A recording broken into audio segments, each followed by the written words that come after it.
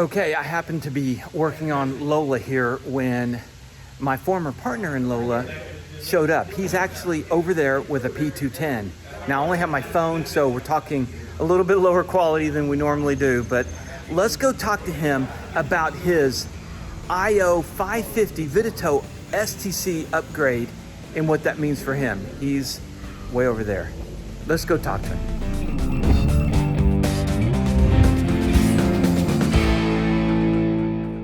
Hey Nick, so why did you've had it inside you that you wanted to get a new engine, upgrade to this 550, why? Well, the performance and the economics of the engine and the cost ratio values makes it well worth it. It's very expensive, but then again, I like the performance. I did not want to be climbing out at 200 to 300 foot in a P210 in the summer.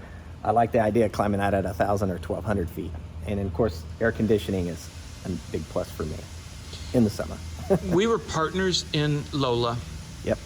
You wanted to get out of a unpressurized 210 into a pressurized 210. Why?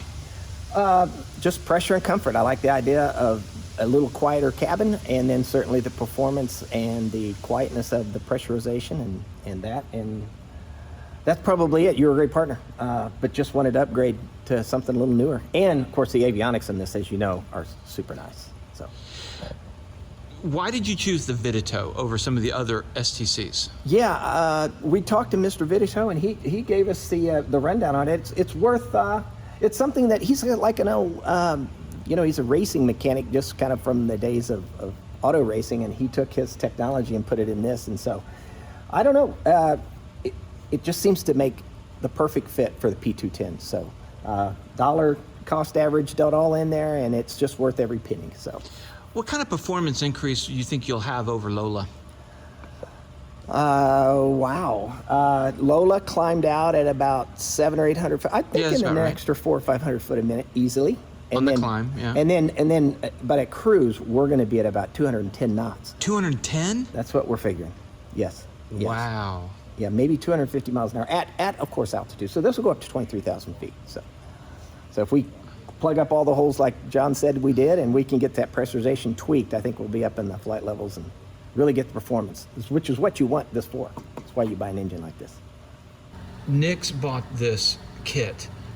Tell me about the installation of the kit and what it's about. Well, it's a turbo normalized 550, and it's got the tuned induction system on it. It's a very complete kit. It's a bigger engine, includes a 6-point engine mount system, so you got a smoother ride. You don't have engine sag. With the turbo normalized, the other options previously were just a standard normally aspirated 550. So now you're able to get to the flight levels, and it really gives the P210 the performance it really needs. I think you've flown the stock P210s before, right? I flew this plane before. Yeah, and your climb rate was pretty anemic. 300 feet if I was lucky. a minute, yeah. And if you fill up with fuel, and that's with one person. And so now he's able to maintain 1,000 foot a minute and take it right to the flight levels. There's no temperature issues, and it makes it perform the way it should have come out of the factory. John, how hard of an installation, what modifications are needed to install this kit? Well, basically, the kit comes with everything you see firewall forward. It's a rather complete kit. There is work we have to do to the cowling here, and you got to modify the inlet duct. The nose bowls get modified.